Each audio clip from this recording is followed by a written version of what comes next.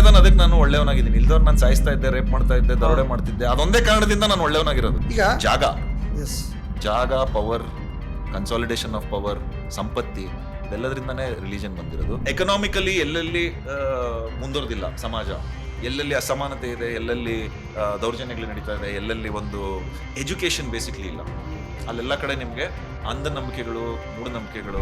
ದೇವರು ಅಂತ ವಿಷಯ ಬಂದಾಗ ಒಂದಂತೂ ನಾನು ಕ್ಲಾರಿಫೈ ಮಾಡೋದಕ್ಕೆ ಇಷ್ಟಪಡ್ತೀನಿ, ನನ್ನ ಒಂದು ಪ್ರಿವಿಲೇಜು ನಾನು ಏಥಿಯಸ್ಟ್ ಆಗಿರೋದಿಲ್ಲ. ಅದಕ್ಕೆ ಎಜುಕೇಶನ್ ಫಸ್ಟ್ ಸ್ಟೆಪ್. ಅದಕ್ಕೆ ಬಾಬಾ ಸಾಹೇಬ್ ಅವರು ಹೇಳೋದು ಎಜುಕೇಟ್, ಅಜಿಟೇಟ್ ಅಂಡ್ ಆರ್ಗನೈಸ್.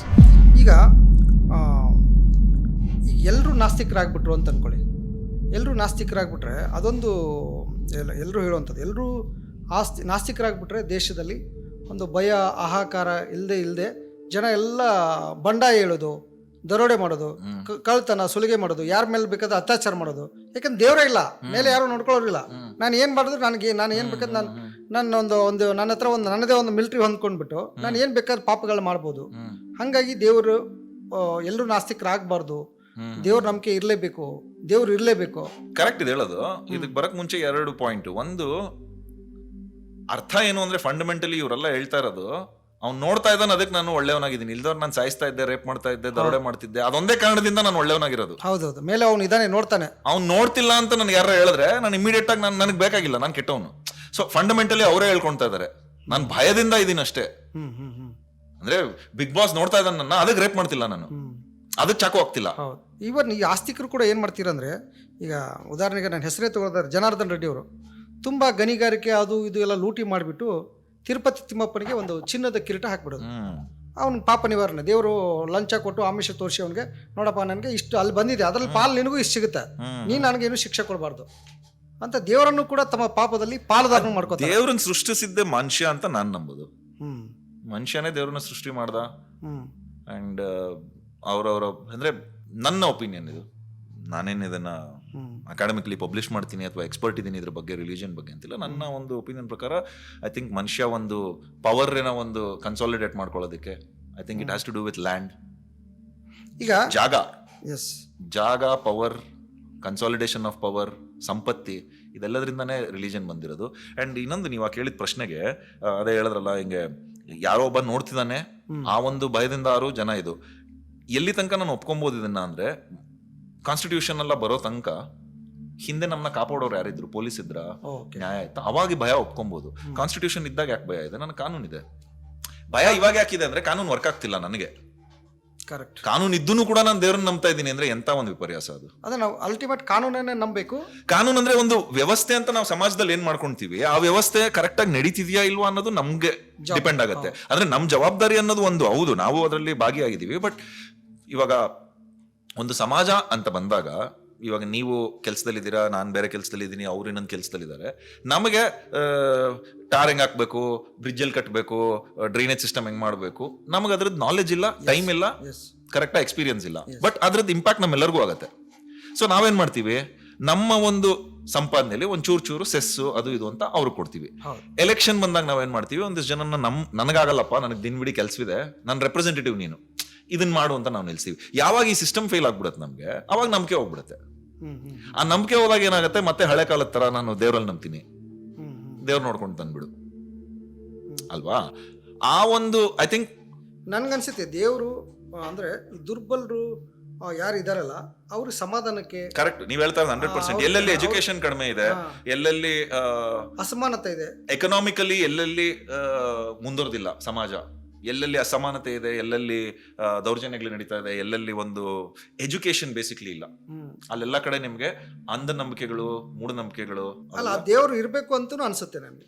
ಅಲ್ಲ, ಅವ್ರಿಗೆ ಅದೊಂದೇನೆ ಇರೋದು ಅನ್ಫಾರ್ಚುನೇಟ್ಲಿ. ಅಂದ್ರೆ ಅದನ್ನ ನಾವು ಸಾಂತ್ವನ ತರ ನೋಡ್ತಾ ಇದೀವಿ, ಬಿಡು ಅವ್ರಿಗೆ ಅದಾರು ಇದೆಯಲ್ಲ ಅಂತ. ಅಯ್ಯೋ ಗುರು ಪಾಪ ಅಷ್ಟೇನಾ ಅವ್ರಿಗೆ ಇರೋದು, ನಮಗದು ಕಾಡ್ಬೇಕು. ಏನು ದೇವ್ರನ್ನ ನಂಬ್ಕೊಂಡ್ ಬದುಕ್ಯಾರ ಅವರು. ಮತ್ತೆ ಇವಾಗ ಮಳೆ ಬಂದ್ ಮನೆ ಹೋಯ್ತು ಅಂದ್ರೆ ಹೋಯ್ತು ಹಂಗಂದ್ರೆ ಅವ್ರದ್ದು, ಅದು ನಮ್ಮನ್ನ ಕಾಡ್ಬೇಕು. ದೇವರೊಂದು ನಂಬಿಕೆ ಗುರು, ಬಟ್ ಅದನ್ನ ನಂಬ್ಕೊಂಡು ಜೀವನ ಮಾಡೋದು ಹೆಂಗೆ? ಕಾನೂನು ಇರ್ಬೇಕು, ವ್ಯವಸ್ಥೆ ಇರ್ಬೇಕು, ಸಂವಿಧಾನ ಇದೆ ನಮ್ಗೆ. ಅದು ಇದ್ಕೊಂಡು ಕೂಡ ಈ ಪರಿಸ್ಥಿತಿಯಲ್ಲಿ ಇದ್ದಾರೆ ಅಂದ್ರೆ ದುಃಖ ಆಗ್ಬೇಕದು ನಮ್ಗೆ. ಅದನ್ನ ನಾವು ಆಚರಿಸುವಂತದ್ದೇನಿಲ್ಲ. ಅಂದ್ರೆ ಎಷ್ಟೊಂದು ಕೋಟ್ಯಾಂತರ ಜನ ಇವಾಗ ದೇವಸ್ಥಾನಕ್ಕೆ ಹೋಗ್ತಾರೆ, ಇದಕ್ಕೆ ಹೋಗ್ತಾರೆ ಅಂದ್ರೆ ಅವ್ರು ಎಲ್ಲರೂ ಹೋಗ್ತಾ ಇರೋದು ಅವ್ರದ್ದೊಂದು ಡೆಸ್ಪರೇಷನ್ ಇದೆ ಅವರಲ್ಲಿ. ಅಂದ್ರೆ ಮನೇಲಿ ಕುಟುಂಬದಲ್ಲಿ ಯಾರೋ ನರಳ್ತಾ ಇದಾರೆ, ಇದು ಡೆತ್ ಬೆಡ್ ಮೇಲೆ ಇದಾರೆ, ಚಿಕಿತ್ಸೆ ಆಗ್ತಾ ಇಲ್ಲ, ಸಮಸ್ಯೆಗಳಿದೆ, ಆ ಸಮಸ್ಯೆಗೆ ಪರಿಹಾರ ಹುಡುಕ್ತಾ ಇದಾರೆ. ಬಿಕಾಸ್ ಅವ್ರಿಗೆ ಯಾವುದೇ ತರದ ಒಂದು ನ್ಯಾಯದ ಬಾಗ್ಲಾಗ್ಲಿ ಸಂವಿಧಾನ ಯಾವುದೇ ತರದ ಅವ್ರಿಗೆ ರಕ್ಷಣೆ ಮಾಡಿಲ್ಲ. ನಾವು ಅದನ್ನ ಕೂಡ ಕಠಿಣವಾಗಿ ಹೇಳ್ಬೇಕು. ಸಂವಿಧಾನ ಎಲ್ರಿಗೂ ಇದ್ರೆ ಸಂವಿಧಾನ ಎಲ್ರಿಗೂ ವರ್ಕ್ ಆಗಿಲ್ಲ ಇನ್ನ.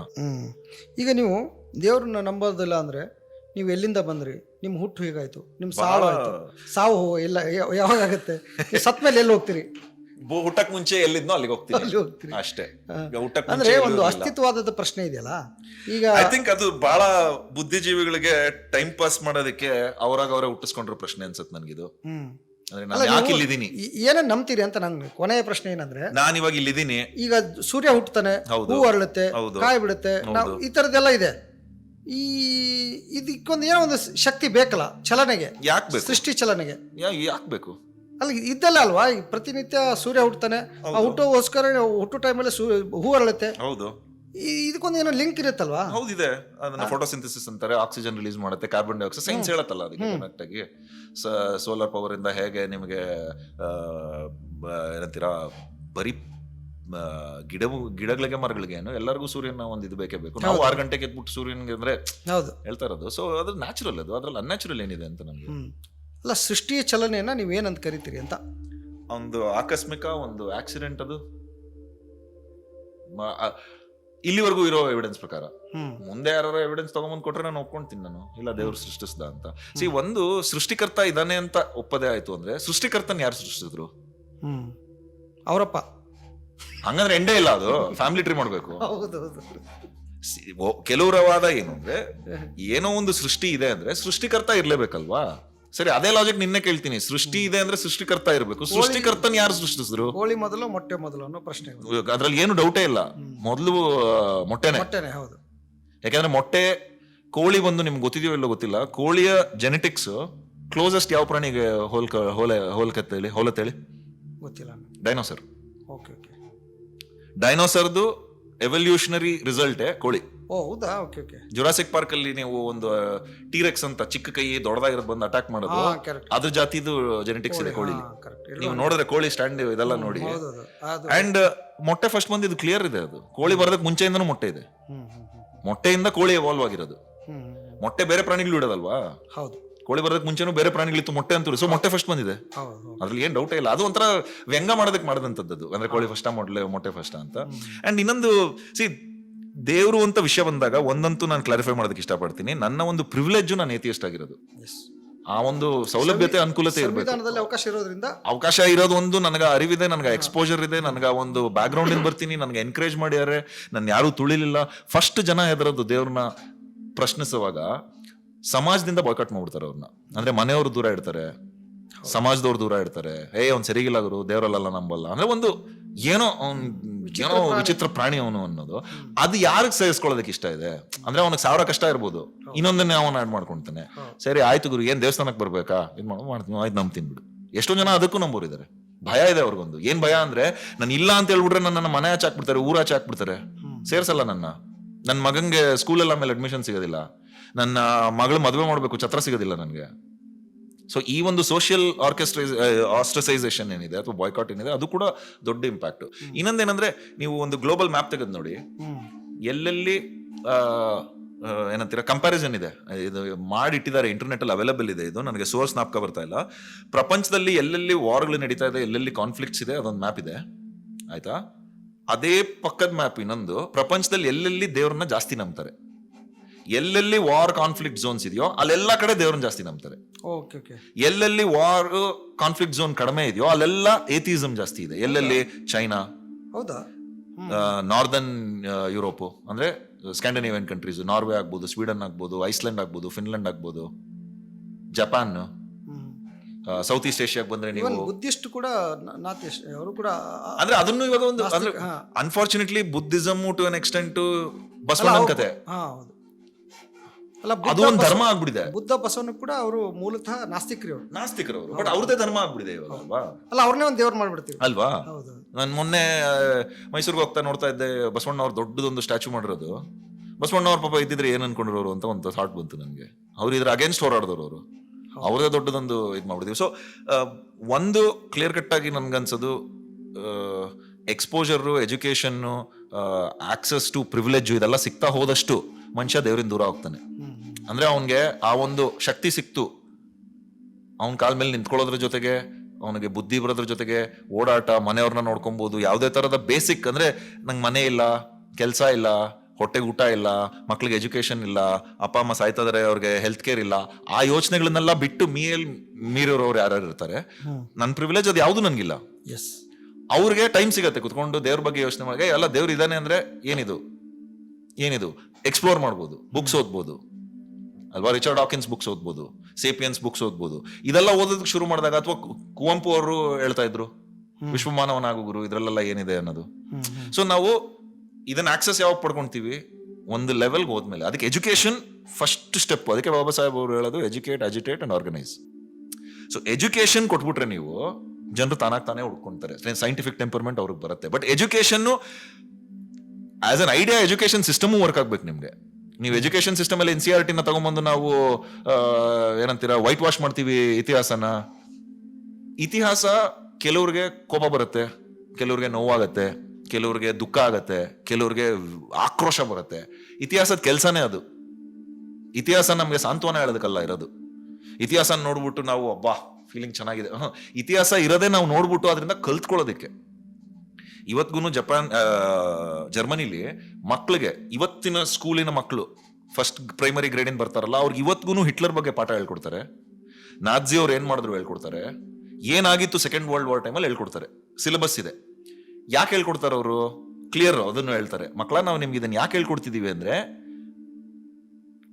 ನಿಮ್ಮಲ್ಲಿ ನಾವು ಒಂದು ಏನಂತೀರಾ ನಾಚಿಕೆದ ಸ್ವಭಾವ ಹುಟ್ಟಿಸ್ಬೇಕು, ಅಥವಾ ನಿಮ್ಮನ್ನ ನಾವು ಒಂಥರ ಕುಗ್ಗಿಸ್ಬೇಕು, ನಿಮ್ಮನ್ನ ನೀವು ಅಯ್ಯೋ ಅನ್ನಿಸ್ಬೇಕು ಉದ್ದೇಶ ಅಲ್ವೇ ಅಲ್ಲ. ನೀವು ಜರ್ಮನಿನ ಭವಿಷ್ಯ, ಜರ್ಮನಿನ ಇತಿಹಾಸ ನೀವು ತಿಳ್ಕೊಳ್ಳೋದು ಇದ್ರೆ ಭವಿಷ್ಯದಲ್ಲಿ ನೀವು ಹಿಂಗ್ ಮಾಡ್ಬೋದೇನೋ. ನೀವೇ ಫ್ಯೂಚರ್ ಈ ದೇಶದ್ದು, ನೀವುಗಳೇ ನೆಕ್ಸ್ಟ್ ಈ ದೇಶನ ತಗೊಂಡೋಗೋದು. ಸೊ ಈ ದೇಶದ ಪಾಸ್ಟ್ನ ನೀವು ತಿಳ್ಕೊಳ್ಳೇಬೇಕು. ಅಹಂಕಾರದಲ್ಲಿ ಒಬ್ಬ ಬಂದು ಹಿಟ್ಲರ್ ಅನ್ನೋನ್ ಏನ್ ಮಾಡ್ದ, ಜರ್ಮನ್ ದೇಶನ ರಾಷ್ಟ್ರನ ಏನ್ ಮಾಡ್ದ ತಿಳ್ಕೊಬೇಕು. ಸೊ ದಟ್ ನೀವು ದೊಡ್ಡವರಾಗ್ಬಿಟ್ಟಿದ್ದೀನಿ ಮಾಡಲ್ಲ. ಎಷ್ಟು ಪವರ್ಫುಲ್ ನೋಡಿ ಅದು. ಅದೇ ಇಲ್ಲಾದ್ರೆ ನಾವು ಜಾತಿ ಅನ್ಹಲೇಷನ್ ಆಫ್ ಕಾಸ್ಟ್, ಬಾಬಾ ಸಾಹೇಬ್ ಅವರ ಬುಕ್ ಏನಿದೆ ಅದನ್ನ ನಮ್ಮ NCERT ಸಿಲೆಬಸ್ ಅಲ್ಲಿ ಹಾಕ್ಬೇಕು. ಏನಿದೆ ಅದರಲ್ಲಿ ಆಂಟಿ ಸೆಂಟಿಮೆಂಟ್ ಹರ್ಟ್ ಆಗೋದು ಬಿಟ್ಬಿಡೋಣ ಬಿಡಿ. ಸೆಂಟಿಮೆಂಟ್ ಯಾವಾಗ ಏನ್ ಬೇಕಾದ್ರೆ ಹರ್ಟ್ ಆಗ್ಬೋದು. ಅದ್ರಲ್ಲಿ ಏನು ನೆಗೆಟಿವ್ ಇದೆ ಅನಲೇಷನ್ ಆಫ್ ಕಾಸ್ಟ್ ಅಲ್ಲಿ, ಯಾಕೆ ಅದನ್ನ ನಾವು ಸ್ಕೂಲಲ್ಲಿ ಹಾಕ್ತಾ ಇಲ್ಲ? ಯಾಕಂದ್ರೆ ನಮ್ಗೆಲ್ಲೋ ಒಂದು ನಾಚಿಕೆ ಇದೆ. ಅಲ್ಲ, ನೀವು ಈ ಥರದ ಅಂಬೇಡ್ಕರ್ ಪಠ್ಯ ಪುಸ್ತಕ ಬರಹಗಳನ್ನ ಕೃತಿಯಲ್ಲಿ ಹಾಕ್ಬೇಕು ಅಂತ ಹೋಗ್ತೀರಾ. ಇತ್ತೀಚಿನ ನೀವು ಪಠ್ಯ ಪುಸ್ತಕಗಳನ್ನ ನೋಡಿದ್ರೆ ಕೃಷ್ಣ ಅದು ಮತ್ತೆ ಸಮತೋಲಿತ ಆಹಾರ ಅಂತ ಸಸ್ಯಾಹಾರನ ಇದು ಮಾಡುವಂಥದ್ದು, ಅಥವಾ ಮನುಸ್ಮೃತಿಯ ಶ್ಲೋಕವನ್ನ ಪಠ್ಯದಲ್ಲಿ ಹಾಕುವಂಥದ್ದು, ನಾವು ಮತ್ತೆ ಹಿಂದಕ್ಕೆ ಹೋಗ್ತಾ ಇದ್ದೀವಿ. ಹೌದು, ಖಂಡಿತ. ಐ ಥಿಂಕ್ ಒಂದು ಡಿಸೈಡ್ ಮಾಡಬೇಕು, ನಾವೆಲ್ಲಿ ನಿಲ್ತೀವಿ. ಒಂದು, ನಾವು ಈ ಸಂವಿಧಾನದಿಂದನೇ ನಮ್ಮ ದೇಶ ಶುರುವಾಗತ್ತೆ ಅಂತ ನಂಬಬೇಕು. ಇಲ್ಲ, ನಮ್ಮ ದೇಶ ಸಾವಿರಾರು ವರ್ಷದಿಂದ ಇದೆ, ಸಂವಿಧಾನ ಹೊಸದಾಗಿ ಬಂದಿದೆ, ಸಂವಿಧಾನಕ್ಕಿಂತ ನಮ್ಮ ಇತಿಹಾಸ. ಅಂದ್ರೆ ನೀವೇನ್ ಹೇಳ್ತಾ ಇದ್ದೀರಾ, 1947ರಂದೇ ದೇಶ ಹುಟ್ಕೊಂತು, ಅದ್ರ ಹಿಂದೆ ಭಾರತ ದೇಶ ಇರಲೇ ಇಲ್ಲ. ಅದ್ರ ಹಿಂದೆ ಭಾರತ ದೇಶ ಕಟ್ಟೋದಕ್ಕೆ ಒಂದು 50ರಿಂದ 70ರಿಂದ 100 ವರ್ಷದ ಒಂದು ಹೋರಾಟ ಆಗಿದೆ. ಆಯ್ತು, ದೇಶ ಶುರು ಆಗಿದ್ದು 47ರಿಂದ. ಮತ್ತೆ ಸನಾತನ ದೇಶ ನಮ್ದು ಪರಂಪರೆಯ ಅದು ಇತ್ತೇನೋ, ಇವಾಗಿಲ್ಲ. ಕಾನ್ಸ್ಟಿಟ್ಯೂಷನ್ ಬಂದಾದ್ಮೇಲೆ ಇಲ್ಲ ಅದು. ಅದಕ್ಕೆ ಮುಂಚೆ ಮೇ ಬಿ ಯಾವ್ದೋ ಒಂದು ರಾಜ್ಯ, ಒಂದು ಪ್ರಾವಿನ್ಸು, ಒಂದು ಕ್ಷೇತ್ರ ಇತ್ತೇನೋ. ಅಖಂಡ ಭಾರತ ಎವಿಡೆನ್ಸ್ ಪ್ರಕಾರ ಅಂತೂ ಎಲ್ಲೂ ಇಲ್ಲ ಅಖಂಡ ಭಾರತ. ಯಾಕಿಲ್ಲ? ಯಾವಾಗಿತ್ತು ನಿಮ್ ಪ್ರಕಾರ ಎವಿಡೆನ್ಸ್ ನಾವು ತೆಗೆದು ನೋಡಿದ್ರೆ? ನಮ್ದು ನನಗೆ ಗೊತ್ತಿರೋ ಹಾಗೆ ಮನುಷ್ಯನ ಇತಿಹಾಸ ಚಂದ್ರಗುಪ್ತದು, ಮೌರ್ಯ, ಚಾಲುಕ್ಯದವರು ಅವರೆಲ್ಲ ಆಳುವಾಗ ಇಲ್ಲಿ ನೇಪಾಳ, ಬರ್ಮಾ, ಮಯನ್ಮಾರ್ ಎಲ್ಲ ಕಡೆ ಹಬ್ಬಿತ್ತು ಅಂತ ಹೇಳ್ತೀವಲ್ವಾ. ಹಬ್ಬಿತ್ತು ಅಂದ್ರೆ ಕೆಲವು ರಾಜರು ಅವರ ಒಂದು ಬೌಂಡ್ರೀಸ್ ನ ಎಕ್ಸ್ಟೆಂಡ್ ಮಾಡಿದ್ರು. ಬೌಂಡ್ರೀಸ್ ಹೆಂಗೆ ಎಕ್ಸ್ಟೆಂಡ್ ಮಾಡ್ಬೋದು ನೀವು? ಬ್ರಿಟಿಷರಾಗಿರ್ಬೋದು, ನೀವು ಹೇಳದಂಗ ಅಶೋಕ, ಕಳಿಂಗ ಅಥವಾ ಚೋಳಾಸ್ ಆಗಿರ್ಬೋದು. ರಾಷ್ಟ್ರಕೂಟ ಅವರು ಮಾಡಿದ್ರು. ಆಲ್ಮೋಸ್ಟ್ ನಿಮ್ಗೆ ಬಿಹಾರ ಇದ್ರ ತನಕ ಹೋಗಿದ್ದು ರಾಷ್ಟ್ರಕೂಟದ ತಾನೆ. ಅದಾದ್ಮೇಲೆ ನಿಮ್ಗೆ ಬ್ರಿಟಿಷ್ ಈಸ್ಟ್ ಇಂಡಿಯಾ ಕಂಪ್ನಿ ಆಗ್ಬೋದು, ಮೊಘಲ್ ಆಗ್ಬೋದು. ಅದು ಕಾನ್ಕ್ವೆಸ್ಟ್ ಅಂತಾರೆ ಅದನ್ನ. ನೀವು ಹೋಗ್ಬಿಟ್ಟು ಈ ಜಾಗ ನಂದು, ಐದರ್ ನಾನು ನಿನ್ನ ಸಾಯಿಸ್ತೀನಿ, ಇಲ್ಲ ನೀನ್ ನನ್ನ ಜೊತೆಗೆ ಸೇರ್ಕೊ, ಈ ತರ ಒಂದು ಹೆದರ್ಸಿ ಇಲ್ಲ ನನ್ನ ಜೊತೆಗೆ ನೀನ್ ಸೇರ್ಕೊ. ಇದರಲ್ಲಿ ನಿಮ್ಗೆ ಯಾವುದೇ ಒಬ್ಬ ರಾಜ ನನಗೆ ನಾನು ಒಂದು ಕಾನ್ಸ್ಟಿಟ್ಯೂಷನ್ ತಗೊಂಡ್ಬರ್ತಾ ಇದ್ದೀನಿ, ಅಥವಾ ಒಂದು ಬುಕ್ ತರ್ತಾ ಇದ್ದೀನಿ, ಒಂದು ಸಂವಿಧಾನ ತರ್ತಾ ಇದ್ದೀನಿ, ಇದರಲ್ಲಿ ನಾನು ಆಳಲ್ಲ, ಜನ ಪ್ರಜಾಪ್ರಭುತ್ವದಲ್ಲಿ ಆಳ್ತಾರೆ, ಇದರಿಂದ ನಾವು ಒಂದು ದೇಶ ಮಾಡೋಣ, ಅದನ್ನ ನಾವು ಇಂಡಿಯಾ ಅಂತ ಕರೆಯೋಣ ಅನ್ನೋ ಇತಿಹಾಸದಲ್ಲಿ ಆಧಾರ ಇದೆಯಾ ನಮ್ಮ ಹತ್ರ? ಪ್ರತಿಯೊಬ್ಬ ರಾಜನು ಎಲ್ಲೋ ಅವರಲ್ಲಿ ಮೇ ಬಿ ಪ್ರಜಾಪ್ರಭುತ್ವದ ಎಳೆಗಳಿತ್ತೇನೋ ಒಂದು ಅಂಶಗಳಿತ್ತೇನೋ, ಬಟ್ ಯಾವುದೇ ಕಡೆಗೂ ನಾವು ಪ್ರಜಾಪ್ರಭುತ್ವ ಇತ್ತು ವೇರ್ ರಾಜ ಆಳ್ತಿಲ್ಲ, ಪ್ರಜೆಗಳು ಡಿಸೈಡ್ ಮಾಡ್ತಾರೆ. ಫಸ್ಟ್ ಟೈಮ್ ನನ್ನ ತಿಳುವಳಿಕೆ ಪ್ರಕಾರ 17ನೇ ಶತಮಾನದಲ್ಲಿ ಯುರೋಪ್ನಿಂದ ಯಾವಾಗ ಈ ಒಂದಿಷ್ಟು ಜನ ಸೆಟ್ಲರ್ಸ್ ಅಂತ ನ್ಯೂ ವರ್ಲ್ಡ್ಗೆ ಹೋದ್ರು, that is America, north America ನಾವೇನ್ ಕರಿತೀವಿ, ಮೆಕ್ಸಿಕೋ, USA, ಕೆನಡಾ. 15ನೇ ಶತಮಾನದಿಂದ ಶುರು ಆಯ್ತಿದ್ದು ಹೊಸ ವರ್ಲ್ಡ್ ನ ಹುಡುಕ್ಬೇಕು ಅನ್ನೋ ಒಂದು ಪ್ರಯೋಗ. ಅದಕ್ಕೆ ಸಾಕಷ್ಟು ಜನ ಅಲ್ಲಿಯ ರಾಜರಾಗಿರ್ಬೋದು, ಅಲ್ಲಿಯ ಒಂದು ಪ್ರಾವಿನ್ಸ್ ಇದು ಫಂಡ್ಸ್ ಕೂಡ ಕೊಡೋರು, ಗ್ರಾಂಟ್, ಹುಡುಕಿ ನೀವು ಸಿಕ್ಕಿದ್ರೆ ಒಳ್ಳೇದಲ್ವಾ ಹೊಸ ಒಂದು ಲ್ಯಾಂಡ್ ಅನ್ನೋದು. ಅಲ್ಲಿಂದ ಶುರು ಆಗಿದ್ದು. 17ನೇ ಶತಮಾನ ಬರೋ ಅಷ್ಟರಲ್ಲಿ ನಾರ್ತ್ ಅಮೆರಿಕಲ್ಲಿ ಸೆಟ್ಲರ್ಸ್ ಅಂತ ಬಂದಿದ್ರು. ಅಂದ್ರೆ ನಾನು ಹೇಳ್ದಂಗೆ ನಾರ್ತ್ ಅಮೆರಿಕಾ ಅಂದ್ರೆ ಮೆಕ್ಸಿಕೋ, USA, ಕೆನಡಾ. ಯಾರು ಈ ಸೆಟ್ಲರ್ಸು? ಇಂಗ್ಲೆಂಡ್ ಇಂದ ಬಂದಿದ್ದವರು, ಫ್ರಾನ್ಸ್ ಇಂದ ಬಂದಿದ್ದವರು, ಸ್ಪೇನ್ ಇಂದ ಬಂದಿದ್ದವರು. ಇವರೆಲ್ಲರೂ ಯಾಕೆ ಅಲ್ಲಿಗೆ ಹೋದ್ರು? ಮೊದಲು ಹೋದವರು ಹೊಸ ಜಾಗ ಹುಡ್ಕೋದಕ್ಕೆ. ಅದಾದ್ಮೇಲೂ ತಿರ್ಗಾ ಯಾಕೆ ಜನ ಹೋಗಿ ಶುರು ಆದ್ರು? ಇಲ್ಲಿ ಅವ್ರಿಗೆ ವಂಚನೆ ಆಗ್ತಾ ಇಲ್ಲ.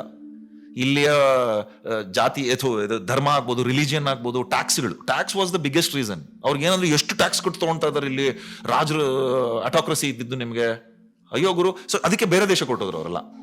ಅಲ್ಲಿಗೆ ಹೋಗಾದ್ಮೇಲೆ ಅಲ್ಲಿದ್ದು ಕೂಡ ಅವರು ಇಂಗ್ಲೆಂಡಿನ ಒಂದು ಏನಂತೀರ ಕ್ರೌನ್ಲೇ ಇದ್ರು. ಬಟ್ ಆಮೇಲೆ ಅವ್ರಿಗೆ ಏನ್ ಅನ್ಸಕ್ ಶುರು ಆಯ್ತು, ಅಲ್ಲ ನಾನು ಇಂಗ್ಲೆಂಡ್ನವ್ರೆ ಅಂತ ನನ್ನ ಹೇಳ್ತಾರೆ ಇವರು, ಟ್ಯಾಕ್ಸ್ ಕಟ್ಟಿಸ್ಕೊಂತಾ ಇದಾರೆ, ಬಟ್ ನನಗೆ ಇಂಗ್ಲೆಂಡ್ ಅಲ್ಲಿರೋರ್ಗೆ ನನಗೆ ರೈಟ್ಸ್ ಇಲ್ಲ, ನಾನು ಇಲ್ಲಿರೋನಿಗೆ ನನಗೆ ರೈಟ್ಸ್ ಇಲ್ಲ, ಇಂಗ್ಲೆಂಡ್ ಅಲ್ಲಿರೋರ್ಗೆ ರೈಟ್ಸ್ ಇದೆ, ಬಟ್ ನಾನು ಇಂಗ್ಲೆಂಡ್ ಅವ್ರು ಅಷ್ಟೇ ಟ್ಯಾಕ್ಸ್ ಕಟ್ಟಬೇಕು, ನಾನು ಟ್ಯಾಕ್ಸ್ ಕಟ್ಟಲ್ಲ ಅನ್ನೋದಕ್ಕೆ ಶುರು ಆಗಿದ್ದು. ಅಲ್ಲಿ ಫಸ್ಟ್ ಟೈಮು ಮಾನವನ ಒಂದು ಇತಿಹಾಸದಲ್ಲಿ ಪ್ರಜಾಪ್ರಭುತ್ವದ ಬಗ್ಗೆ ಮಾತಾಡಿದ್ದು.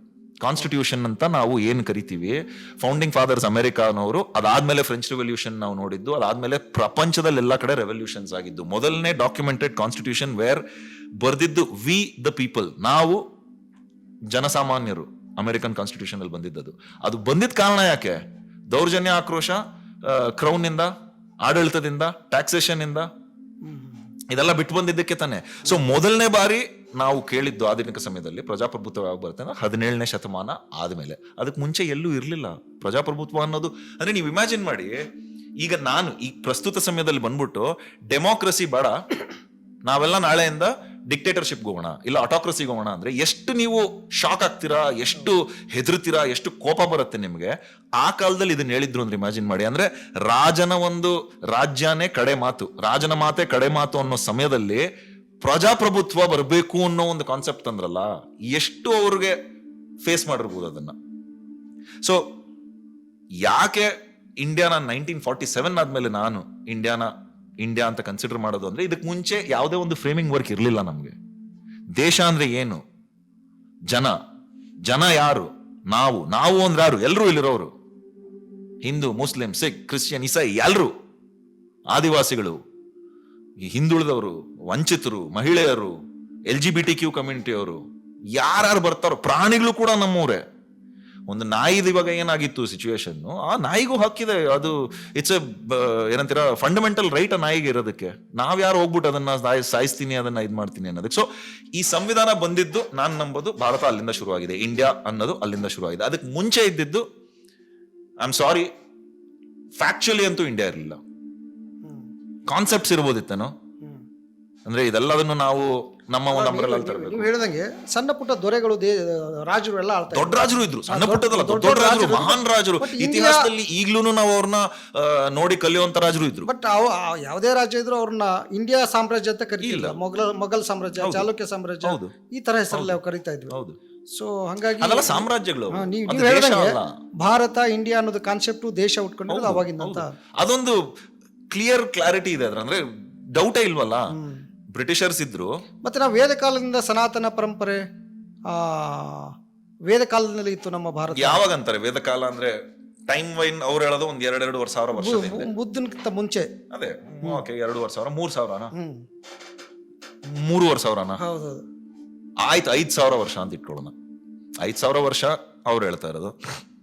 5,000 ವರ್ಷದಿಂದ ಇತಿಹಾಸ ತೆಗೆದು ನೋಡೋಣ, ಏನಿತ್ತು ವೇದ, ಇದು ಸನಾತನ ಅವಾಗಿಂದಾನು ಇತ್ತು ಅಂದ್ರೆ ನಮ್ಗೆ ಫ್ಯಾಕ್ಟ್ ಸಿಕ್ಬಿಡ್ಬೇಕು. ಇವಾಗ for example Mohenjodaro, Harappa, Indus valley civilisation ಅಂತ ನಾವೇನ್ ಹೇಳ್ತೀವಿ, ಅದು ವೇದಕ್ಕಿಂತ ಪ್ರೀಡೇಟೆಡ್ ಅದು ಅಲ್ವಾ. ವೇದ ಇಲ್ಲೇ ಹುಟ್ಟಿದ್ದು, ವೇದ ಇಲ್ಲೇನೆ ಬೆಳೆದಿದ್ದು ಅನ್ನೋದಿದ್ರೆ ಯಾಕೆ ಅಲ್ಲಿಯ ಒಂದು ಆರ್ಕಿಯಾಲಜಿಕಲ್ ಇದರಲ್ಲಿ ನಮ್ಗೆ ಯಾವುದೇ ಥರದ ಒಂದು ಆಧಾರ ಸಿಕ್ಕಿಲ್ಲ, ಒಂದು ದೇವಸ್ಥಾನ ಸಿಕ್ಕಿಲ್ಲ, ಒಂದು ದೇವ್ರು ಸಿಕ್ಕಿಲ್ಲ, ಒಂದು ಗ್ರಂಥ ಸಿಕ್ಕಿಲ್ಲ, ಒಂದು ಏನಂತೀರ ಯಾವುದೇ ಥರದ ಆಧಾರ, ಲಿಂಗ್ವಿಸ್ಟಿಕ್ ಆಗ್ಬೋದು, ಆಂಥ್ರಪಾಲಜಿಕಲ್ ಆಗ್ಬೋದು, ಜಿಯೋಲಾಜಿಕಲ್ ಆಗ್ಬೋದು, ಯಾವುದೇ ಥರದ ಒಂದು ಆಧಾರ ಸಿಕ್ಕಿಲ್ಲ. ವೆರಸ್ ನಿಮಗೆ ಲ್ಯಾಂಗ್ವೇಜಸ್ ಸಿಕ್ಕಿದೆ, ಇನ್ನೂ ಡಿಕೋಡ್ ಆಗಿಲ್ಲ ಇದರಲ್ಲಿ ಇಂಡಸ್ ವ್ಯಾಲಿಲಿ ಸಿಕ್ಕಿರೋದು. ಬಟ್ ನಿಮಗೆ ಯಾವ ಥರದ ಸಮಾಜ ಇತ್ತು ಅಂತ ಗೊತ್ತಾಗುತ್ತೆ. ಹೈರಾರ್ಕಿ ಇರಲಿಲ್ಲ ಅಲ್ಲಿ, ಯಾವುದೇ ಥರದ ದೇವ್ರು ಇರಲಿಲ್ಲ, ದೇವಸ್ಥಾನ ಇರಲಿಲ್ಲ, ಯಾವುದೇ ಥರದ ರಾಜ ಇರಲಿಲ್ಲ ಅಲ್ಲಿ. ಪ್ರಜೆಗೆ ಪ್ರಜಾಪ್ರಭುತ್ವ, ಆಕ್ಚುಲಿ ಪ್ರಜಾಪ್ರಭುತ್ವ ಇತ್ತು ಅನ್ನೋ ಒಂದು ಆರ್ಗ್ಯುಮೆಂಟ್ ಮಾಡ್ತಾರೆ ಇಂಡಸ್ ವ್ಯಾಲಿ ಸಿವಿಲೈಸೇಷನ್ ಅಲ್ಲಿ. ಅಲ್ಲಂಕಸ್ಮಾತ್ ವೇದ ಇತ್ತು ಅಂದಿದ್ರೆ ಯಾಕೆ ನಮಗೆ ಎವಿಡೆನ್ಸ್ ಸಿಕ್ಕಿಲ್ಲ? ನನ್ನ ಪ್ರಕಾರ ಇಂಡಸ್ ವ್ಯಾಲಿ ಸಿವಿಲೈಸೇಷನ್ ಆದಮೇಲೆ ಬಂದಿದ್ದು ವೇದದ ಕಲ್ಚರ್ಸು. ಆ್ಯಂಡ್ ವೇದದ ಕಲ್ಚರು ನಾನು ಎವಿಡೆನ್ಸ್ ಫಾಲೋ ಮಾಡೋನು, ಅದು ಇಲ್ಲಿ ಹುಟ್ಟಿದ್ದಲ್ಲ. ಅದು ಬಂದಿದ್ದು ಈಗ ಯುರೇಷಿಯಾ ಅಂತ ನಾವೇನು ಕರಿತೀವಿ, ಯುಕ್ರೇನ್ ದೇಶದ ಒಂದು ಮೂಲ ಏನಿದೆ ಅಲ್ಲಿಂದ ಬಂದಿರೋದು ಇದು. ಹೌದು ಹೌದು. ಸಂಸ್ಕೃತ್ ಲ್ಯಾಂಗ್ವೇಜು ಇಲ್ಲಿಗೆ ಬಂದು ಡೆವಲಪ್ ಆಯಿತು. ಅದಕ್ಕೆ ನೀವು ಸಂಸ್ಕೃತ್ ಲ್ಯಾಂಗ್ವೇಜು ಇದು ಯಾವುದು ಅರಬಿಕ್ಕು, ಆಮೇಲೆ ಇದು ಅರಬಿಕ್ ಅಲ್ಲ, ಪರ್ಷಿಯನ್ನು, ಸಂಸ್ಕೃತ್, ಆಮೇಲೆ ಲ್ಯಾಟಿನ್, 3 ಲ್ಯಾಂಗ್ವೇಜ್ನ ತೆಗೆದು ನೋಡಿ ಎಷ್ಟು ಸಿಮಿಲಾರಿಟಿ ಇದೆ ನೋಡಿ. ಬಿಕಾಸ್ ಎಲ್ಲ ಒಂದೇ ರೀಜನ್ ಇಂದ ಬಂದಿದ್ದಲ್ಲ. ಸಂಸ್ಕೃತ್ ಸ್ಟಾರ್ಟಿಂಗ್ ವೈಸ್ ಅಲ್ಲ ಆಯ್ತು, ಬಟ್ ಡೆವಲಪ್ ಆಯ್ತು ಇಲ್ಲಿಗೆ ಬಂದು ನಿಮಗೆ ದೇವನಾಗರಿ ಲ್ಯಾಂಗ್ವೇಜ್ ಅಂತ ನಾವೇನ್ ಕರಿತೀವಿ, ದ್ರವಿಡಿಯನ್ ಕಲ್ಚರ್, ಅದ್ರ ಜೊತೆಗೆ ಅಸಿಮಿಲೇಟ್ ಆಯ್ತು. ಅದೆಲ್ಲ ಆಗಿ ಬೆಳೆದಿದ್ದು. ಅಂಡ್ ಇದು ಎಷ್ಟೊಂದು ಜನ ಒಂದು ವಿತೌಟ್ ಫ್ಯಾಕ್ಚುಯಲ್ ಎವಿಡೆನ್ಸ್ ಕ್ಲೇಮ್ ಮಾಡ್ತಾ ಇದ್ದವರು ಇದು ಒಂದು ಏನಂತೀರಾ ಮೊಘಲರ ತರ ಅಥವಾ ಬ್ರಿಟಿಷರ ತರ ಬಂದು ಈ ವೇದಿಕ್ ಕಲ್ಚರ್ ಬಂದು ಇಲ್ಲಿ ದೌರ್ಜನ್ಯ ಮಾಡಿ ಆರ್ಯರು ಬಂದು ನಮ್ಮ ಭಾರತದವರಲ್ಲ ಅಂತ ಹೇಳಿ ಇಲ್ಲ, ಎವಿಡೆನ್ಸ್ ಅಂತೂ ಹೇಳ್ತಾ ಇಲ್ಲ ಅದು. ಅಂದ್ರೆ ಎಷ್ಟೊಂದು ಜನ ಹಾಗಿದ್ರೆ ಭಾರತದ ಮೂಲ ನಿವಾಸಿಗಳು ಯಾರು? ಇಲ್ಲಿ ಇರೋ ಜನರು ದ್ರಾವಿಡಿಯನ್ಸ್, ಆದಿವಾಸಿಗಳು. ಯಾಕೆ ಜನ ಇರ್ಲಿಲ್ವಾ ಇಲ್ಲಿ? ಹಿಸ್ಟಾರಿಕಲ್ ಎವಿಡೆನ್ಸ್ ಇದೆ ನಮ್ಮ ಹತ್ರ. ಈಗ ಕೀಳಡಿದು ನಿಮಗೆ ಗೊತ್ತಿರಬೇಕು, ತಮಿಳುನಾಡಲ್ಲಿ ಸಿಕ್ಕಿರುವಂತ ಒಂದು excavation site Indus valley civilisation ಗಿಂತ ಹಳೆದದು. ಕೀಳಡಿ ನೀವು ಕೇಳಿದಿರೋ ಇಲ್ಲ ಗೊತ್ತಿಲ್ಲ. ಅಂದ್ರೆ ಅವಾಗ್ಲಿಂದ ನಮ್ಮ ಭಾರತದಲ್ಲಿ ಜನ ಇದ್ರು, ಸಮಾಜ ಇತ್ತು. ಅಂದ್ರೆ ಯಾವ ತರ ಸೊಸೈಟೀಸ್, ಹೌಸಿಂಗ್ ಇತ್ತು, ಡ್ರೈನೇಜ್ ಸಿಸ್ಟಮ್ ಇತ್ತು, ವಾಟರ್ ಡಿಪ್ ಸಿಸ್ಟಮ್ಸ್ ಇತ್ತು. ಸೊ ಇದು ಯಾವುದೋ ಒಂದು ಆದಿವಾಸಿಗಳಿದ್ದಂತ ಇದಲ್ಲ, ಸ್ಥಳ ಅಲ್ಲ ಇದು. ಅಥವಾ ಕಾಡ್ ಜನರಿದ್ರು, ಇವ್ರಿಗೆ ಅಂದ್ರೆ ಕಲ್ಚರ್ ಇಲ್ಲದೆ ಇದ್ದವ್ರು ಇದ್ರು, ಅದಕ್ಕೆ ಕೆಲವರು ಆರ್ಗ್ಯುಮೆಂಟ್ ಇರೋದು ಅನಾಗರಿಕರಾಗಿ ರಾಕ್ಷಸರ ಇದ್ರು ಅಲ್ವಾ. ಬಟ್ ನಿಮಗೆ ಕ್ಲಿಯರ್ ಸೈಂಟಿಫಿಕ್ ಎವಿಡೆನ್ಸ್, ಫ್ಯಾಕ್ಚುಯಲ್ ಇದ್ದಾಗ, ಕ್ಲಾರಿಟಿ ಇದ್ದಾಗ, ನೀವು ಐದರ್ ಬೇಕು ಅಂತ ಇಗ್ನೋರ್ ಮಾಡಬೇಕು, ಇಲ್ಲ ನೀವು ಬೇಕು ಅಂತ ಮೂರ್ಖರಾಗಬೇಕು ಅದನ್ನ ಒಪ್ಪದೇ ಇರೋದಕ್ಕೆ. ಕೆಲವರಲ್ಲಿ ಅಸಮಾನತೆ ಏನಕ್ಕಿದೆ, ವೇದಿಕ್ ಕಲ್ಚರ್, ಆರ್ಯನ್ ಕಲ್ಚರ್ ಇಲ್ಲಿಂದ ಬಂದಿಲ್ಲ ಅಂದಿದ್ದಕ್ಕೆ ಅಂದ್ರೆ ಅದ್ರ ನರೇಷನ್ ಒಂದು ಸ್ವಲ್ಪ ವರ್ಷಗಳಿಂದ ಸ್ವಲ್ಪ ಉಲ್ಟಾ ಇತ್ತು. ಏನ್ ಹೇಳೋರು, ಈ ವೇದಿಕ್ ಆರ್ಯನ್ ಕಲ್ಚರ್ ಅಲ್ಲಿಂದ ಯುರೇಷಿಯಾ ಇಲ್ಲಿಂದ ಬಂದವರು ಇಲ್ಲಿ ವಾರ್ ಮುಖಾಂತರ ಬಂದ್ರು. ಸೇಮ್ ಮುಘಲ್ಸ್ ಏನ್ ಮಾಡಿದ್ರು ಅಥವಾ ಮೊಹಮ್ಮದ್ ಆಫ್ ಗಜ್ನಿ ಏನ್ ಮಾಡಿದ್ರು ಅದೇ ತರ ಅವರು ಮಾಡ್ಕೊಂಡ್ ಬಂದು ಇಲ್ಲಿ ಜನರನ್ನ ಸಾಯಿಸೋದು ಮುಖಾಂತರ ಅಥವಾ ವಾರ್ಗಳ ಮುಖಾಂತರ ಇಲ್ಲೇ ಆದ್ರು ಅಂತ. ಅದು ಸುಳ್ಳು ಅನ್ನೋದು ಕ್ಲಾರಿಟಿ ಆಗ್ಬಿಡಿದೆ. ಅದಲ್ಲ. ಆ ಒಂದು ಕಾರಣದಿಂದ ಎಷ್ಟೊಂದು ಜನ ಇದನ್ನ ಡಿನೈ ಮಾಡೋದು. ಮತ್ತೆ ಹೇಗೆ ಬಂದ್ರು, ಹೇಗೆ ಅವರು ತಮ್ಮ ಅಸ್ತಿತ್ವವನ್ನ ಇಲ್ಲಿ ಹರಡಿದ್ರು, ಆ ಯೋಚನೆಯಲ್ಲಿ ಬರ್ಲಿಲ್ಲ ಅವರು. ಆ ಟೈಮಲ್ಲಿ ನಿಮಗೆ ಪ್ರಪಂಚ ಇನ್ನ ಅವಾಗ ಶುರು ಆಗ್ತಾ ಇದೆ ಜನರಿಗೆ. ಹ್ಯೂಮನ್ಸ್ ಅವಾಗ ನಿಮಗೆ ಕಾನ್ಶಿಯನ್ಸ್ ಅನ್ನೋದು ಬಂದಿದೆ, ಸಮಾಜದ ಒಂದು ಅರಿವು ಬಂದಿದೆ, ವೀಲ್ ಇನ್ವೆಂಟ್ ಆಗಿದೆ, ಅದಾಗ್ಬಿಡಿದೆ, ಮಂಗನಿಂದ ಮಾನವ ಆಗ್ಬಿಡಿದೀವಿ. ಬಟ್ ಇನೋವೇಷನ್ಸ್ ಆಗ್ತಾ ಇದೆ. ಬೆಂಕಿ ಬಂತು, ಬೆಂಕಿ ಆದ್ಮೇಲೆ ವೀಲ್ ಬಂತು, ವೀಲ್ ಆದ್ಮೇಲೆ ನಮ್ಗೆ ಒಂದು ಕಾನ್ಶಿಯನ್ಸ್ ಬಂತು, ಥಿಂಕಿಂಗ್ ಬಂತು, ಸಮಾಜದಲ್ಲಿ ಒಟ್ಟಿಗೆ ಇರ್ಬೋದು ನಾವು. ಮುಂಚೆ ಆದ್ರೆ ಅಲಮಾರಿಗಳ ತರ ಒಬ್ಬೊಬ್ಬರೇ ಇರ್ತಿದ್ವಿ. ನನ್ನ ಹೆಂಡತಿಗೆ ಇಲ್ಲಿ ಕೂರಿಸ್ಬಿಟ್ಟು ನಾನು ಬೇಟೆಗೆ ಹೋಗೋದು, ಬರೋಷ್ಟಲ್ಲಿ ಅವ್ಳು ಬದುಕಿಯೋಳೋ ಇಲ್ಲೋ ಅಂತಾನು ಗೊತ್ತಿಲ್ಲ. ಇದನ್ನ ನಾವ್ ಹೆಂಗೆ ಸೇಫ್ ಗಾರ್ಡ್ ಮಾಡೋದು? ಕಮ್ಯುನಿಟಿಲಿ ಇರ್ಬೇಕು. ನನ್ನ ಮಗು ಹೆಂಡತಿನ ಬಿಟ್ಟೋದ್ರೆ ಯಾರು ನೋಡ್ಕೊಳ್ಳೋರು ಇರ್ಬೇಕು, ಅವ್ರಿಗೂ ಊಟ ನಾವು ತರ್ತೀವಿ. ಸೊ ಈ ಒಂದು ಸೃಷ್ಟಿ ಆಗೋದಕ್ಕೆ ಸಮಯ ತಗೊಂಡು ಅಲ್ವಾ. ಇದು ಆಗ್ತಾ ಇರೋ ಸಮಯದಲ್ಲಿ ಎಷ್ಟೊಂದು ಜನ ಇವಾಗ ಯುರೇಷಿಯಾ ರೈಲಲ್ಲಿ ಇದ್ದವರು ಕ್ಲೈಮೇಟ್ ಚೇಂಜ್ ಇಂದ ಮೂವ್ ಆಗೋರು. ಇದರಲ್ಲಿ ಯಾವುದೇ ತರದ ಒಂದು ಮಿಸ್ಟ್ರಿ ಏನಿಲ್ಲ. ಯಾವಾಗಲೂ ಜನರು ಯಾವಾಗ ಮೈಗ್ರೇಟ್ ಆಗ್ತಾರೆ, ಕ್ಲೈಮೇಟ್ ಚೇಂಜ್ ಇಂದ. ಈಗ ಪ್ರಸ್ತುತ ಕೇಳ್ತಾ ಇಲ್ಲ ನಾನು, ಪ್ರಸ್ತುತಕ್ಕೆ ವಾರ್ಗಳಿಂದ ಮೈಗ್ರೇಟ್ ಆಗ್ತಾ ಇರೋದು. ಆಗ್ಲೂ ಕೂಡ ವಾರ್ಗಳಿತ್ತು, ಬಟ್ ವಾರ್ಗಳು ಬಂದಿದ್ದು much later. 14th century, 15th century, 12th century ಆ ಟೈಮ್ಸ್ ಇಂದ ನಿಮಗೆ ವಾರ್ ಸ್ಟಾರ್ಟ್ ಆಗಿದೆ. ಅದಕ್ಕೆ ಮುಂಚೆ ನೀವು ನೋಡೋದಾಯ್ತು ಅಂದ್ರೆ ಜನರು ಅಲೆಮಾರಿಗಳ ತರ ಅಂದ್ರೆ ವಾಂಡರರ್ಸ್ ಅಂತ ನಾವೇನ್ ಕರಿತೀವಿ, ಹಂಟರ್ ಗ್ಯಾದರರ್ಸ್, ಹಂಟ್ ಮಾಡ್ತಾರೆ, ಇಲ್ಲ ಫಿಶ್ ಮಾಡ್ತಾರೆ, ಎಲ್ಲವತ್ತು ರಾತ್ರಿಗೆ ಅಥವಾ 2-3 ದಿವಸ ಕುಳಿಯಕ ತುಳಿತಾರೆ, ಮುಂದೆ ಹೋಗ್ತಾ ಇರ್ತಾರೆ. ಹಂಗ್ ಮುಂದೋಗೋ ಪಂಕ್ತಿಲಿ ಆರ್ಯನ್ಸ್ ಇಲ್ಲಿಗೆ ಬಂದಿದ್ದು. ಅವ್ರೇನ್ ಇಲ್ಲಿಗೆ ಬಂದು ನಾನು ವೇದಿಕ್ ಕಲ್ಚರ್ ಶುರು ಮಾಡ್ತೀನಿ, ಅದು ಬೈ ಚಾನ್ಸ್ ಆಗಿದ್ದದು. ಅವ್ರು ಅಲ್ಲಿಂದ ಬಂದ್ರು, ಕುದುರೆ ತಂದವ್ರು ಅವ್ರೆ, ಸ್ಪೋಕ್ ವೀಲ್ಸ್ ತಂದವ್ರು ಅವ್ರೆ. ವೀಲ್ ಇತ್ತು, ಸ್ಪೋಕ್ ವೀಲ್ಸ್ ಇರ್ಲಿಲ್ಲ. ಆಯ್ತಾ. ಸೊ ಅವ್ರು ಇಲ್ಲಿಗೆ ಬಂದ್ರು, ಅವ್ರಿಗೆ ಇಲ್ಲಿಯ ಒಂದು ವಾತಾವರಣ ಇಷ್ಟ ಆಯ್ತು. ಟ್ರಾಪಿಕಲ್ ವೆದರ್ ಇದೆ, ಒಳ್ಳೆ ಏನಂತೀರಾ ಸಾಯಿಲ್ ಚೆನ್ನಾಗಿದೆ, ಆಕ್ಸೆಸ್ ಟು 3 ಕಡೆಯಿಂದ ಸಮುದ್ರದ ಆಕ್ಸೆಸ್ ಇದೆ ನಿಮ್ಗೆ, ಕನೆಕ್ಟೆಡ್ ಟು ಬೇರೆ ಪಾರ್ಟ್ಸ್ಗೆ. ಸೊ ಇಲ್ಲಿ ಅವ್ರಿಗೆ ಅನ್ನಿಸ್ತು ಇದು ಫೇವರಬಲ್ ಒಂದು ಅಟ್ಮಾಸ್ಫಿಯರ್, ಇಲ್ಲಿ ನಾವು ವಾಸಿಸ್ಬೋದು. ಅಲ್ಲಿದ್ದಂತ ಜನರ ಜೊತೆಗೆ ಇದ್ರು, ವಾರ್ಗೀರ್ ಏನಾಗಿಲ್ಲ. ದ್ರವಿಡಿಯನ್ಸು ಇದ್ರು, ಆಬೋರಿಜಿನ್ಸ್ ಅಲ್ಲ ಸಾರಿ ಆದಿವಾಸಿಗಳು ಅಂತ ನಾವೇನ್ ಕರಿತೀವಿ. ನಿಧಾನಕ್ಕೆ ಈ ಜಾತಿ ಪರಿಕಲ್ಪನೆ, ವರ್ಗ, ಓವರ್ ಟೈಮ್ ಆಗಿದ್ದಿದ್ದಲ್ಲ, ಚಾತುರ್ವರ್ಣ ಸಿದ್ಧಾಂತ ಎಲ್ಲ ಅದೆಲ್ಲ ಮಚ್ ಲೇಟರ್ ಬಂದಿದ್ದು. ಇದು ನೀವು ನಾನು ಹೇಳ್ತಾ ಇರೋದು ಒಂದು natural evolution of human beings. ನಾವೇನ್ ಮೈಗ್ರೇಷನ್ ಅಂತ ನೋಡ್ತೀವಿ, ದ ಗ್ರೇಟ್ ಮೈಗ್ರೇಷನ್ ಅನ್ನೋದ್ರ ಬಗ್ಗೆ ಕೇಳಿದೀವಿ ಪ್ರಾಣಿಗಳದ್ದು, ಅದೇ ತರ ಮನುಷ್ಯರು ಮಾಡ್ತಿದ್ವಿ. ಈಗ ಸಮುದ್ರದ ತೀರದಲ್ಲಿರೋರು ಮಳೆಗಾಲದಲ್ಲಿ ಸಮುದ್ರ ಬಿಟ್ಬಿಟ್ಟು ಮೈನ್ಲ್ಯಾಂಡ್ಗೆ ಹೋಗ್ತಾರೆ ಆ ಸಮಯದಲ್ಲಿ, ಯಾಕೆಂದ್ರೆ ಪ್ರಭಾವ ಬರುತ್ತೆ ನಿಮ್ಗೆ. ಇದೇ ಕಾರಣದಿಂದ ಇವಾಗ ಸುಮಾರು ವರ್ಷಗಳು ಸ್ನೋ ಆಗ್ತಾ ಇದೆ, ಸುಮಾರು ವರ್ಷಗಳು ಮಳೆ ಬರ್ತಿದೆ ಅಂದ್ರೆ ಜನ ಅಲ್ಲಿ ಮೂವ್ ಆಗ್ತಾರಲ್ವಾ, ಅಂದ್ರೆ ಇಲ್ಲಿ ಏನು ನನಗೆ ಮಾಡಕ್ ಆಗ್ತಿಲ್ಲಪ್ಪ. ಸೊ ಆ ಒಂದು ಸಂಶೋಧನೆಯಲ್ಲಿ ಬಂದಿದ್ದು. ಸೊ ಇದೆಲ್ಲದ್ರಲ್ಲೂ ಯಾವುದೇ ತರದ ಮಿಸ್ಟ್ರಿ ಏನಿಲ್ಲ. ಅವ್ರೇನೋ ಪ್ಲಾನ್ ಇಟ್ಕೊಂಡ್ ಬರ್ಲಿಲ್ಲ ಅವರು, ಅಥವಾ ಅವ್ರೇನೋ ಬರೋವಾಗ್ಲೇ ಬುದ್ಧಿಜೀವಿಗಳು ಅಂತಿಲ್ಲ. ಅವರು ಎವಾಲ್ವ್ ಆಗಿರೋದು ಇಲ್ಲಿಗೆ ಬಂದು. ಅಂಡ್ ಇವತ್ತಿನ ಪ್ರಸ್ತುತ ಸಮಯದಲ್ಲಿ ಅವರೂ ಅಷ್ಟೇ ಇಂಡಿಯನ್ಸು, ದ್ರವಿಡಿಯನ್ಸು ಅಷ್ಟೇ ಇಂಡಿಯನ್ಸು. ಇಬ್ರಿಗೂ ಅದೇ ಇಂಡಿಯಾ ಅಂತ ಹೇಳಿದಾಗ 1947 ನಾವೇನ್ ಮಾತಾಡ್ತೀವಿ ಆ ಒಂದು ಎಲ್ರಿಗೂ ಹಕ್ಕಿದೆ ಅದು. ಎಸ್ ಸರ್, ಸಾಕಷ್ಟು ವಿಚಾರಗಳನ್ನ ನಾಸ್ತಿಕತೆ ಇಟ್ಕೊಂಡು ಸಾಕಷ್ಟು ವಿಚಾರಗಳನ್ನ ಮಾತಾಡಿದ್ವಿ. Thank you sir.